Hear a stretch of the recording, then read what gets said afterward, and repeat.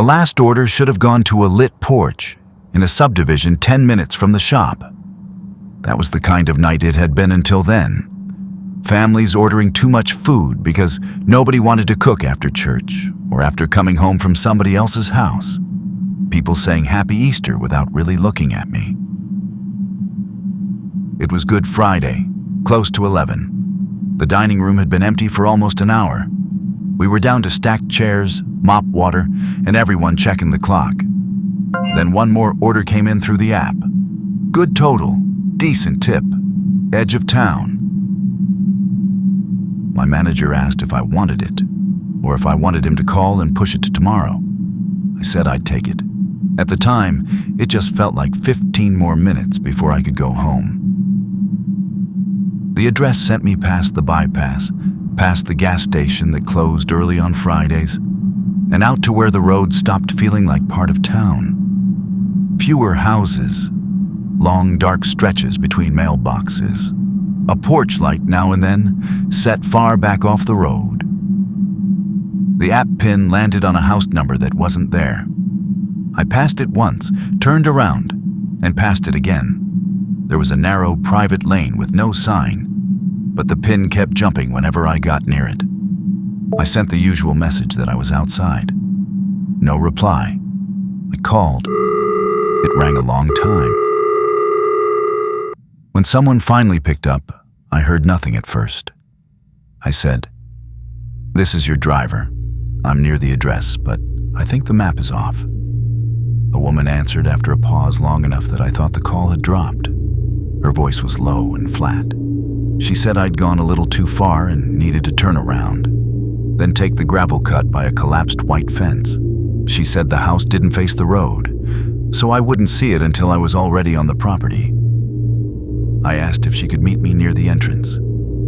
Another pause. Then she said, "The dogs will bark if I come out. Just drive up." There was no reason for that to bother me, but it did. The fence was easy to miss because it barely looked like one anymore.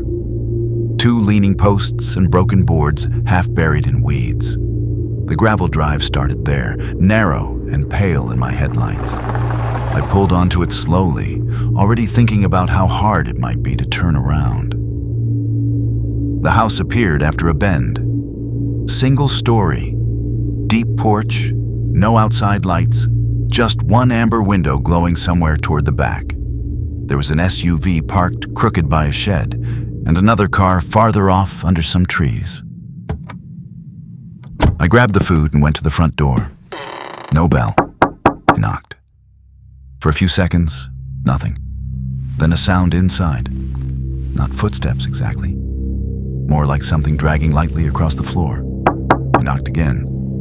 The door opened a few inches on a chain. I could see part of a cheek, one eye, and a strip of yellow light behind the person. Not enough to tell if it was the woman from the phone. She looked at the bags in my hand and said, "You can bring it around back." I said, "I just need to hand it off here." The table's in the back. I waited for her to undo the chain. She didn't. I asked if she could come to the door for the order.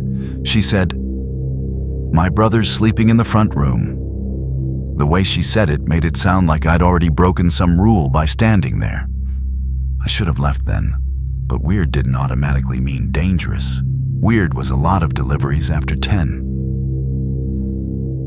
So I stepped off the porch and followed the narrow path along the house. Mud in the grass, old plastic flower pots tipped over, a little wire cross stuck in the ground near the foundation. With Easter that weekend, it looked less out of place than it should have. The back porch light was on, but the bulb was weak and flickering.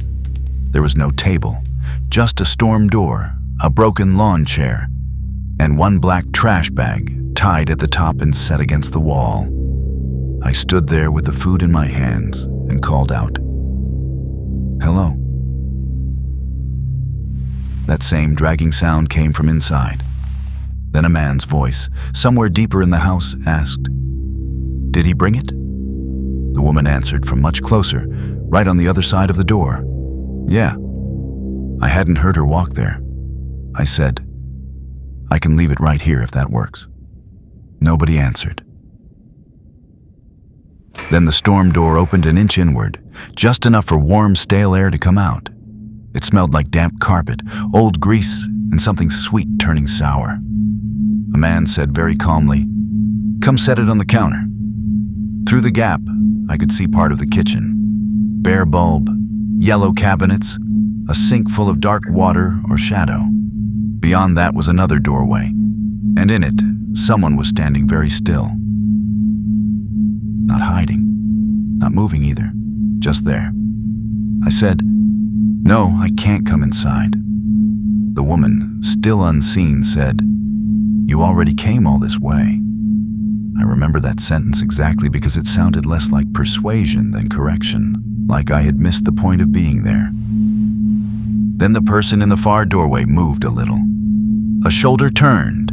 A hand touched the frame and slid down it, slow and absent-minded. I backed off the porch without meaning to. One step, then another. The man inside said, louder now, "Leave it and wait." That was the first moment it felt clear the food had nothing to do with why I'd been brought there. I set everything down on the broken chair, turned, and walked fast across the yard, not running yet.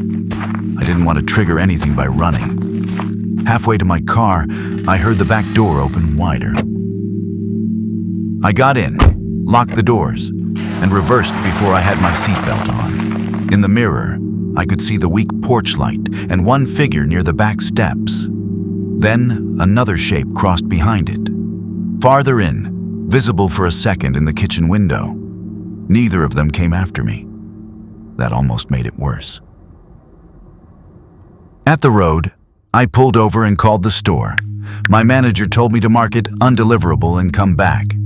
He tried to make it sound routine. When I got back, everybody treated it like a story I was lucky to have.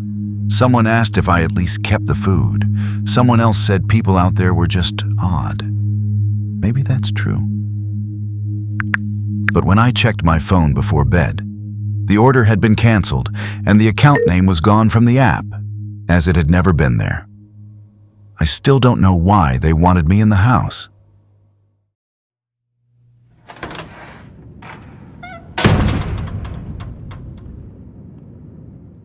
Like, share.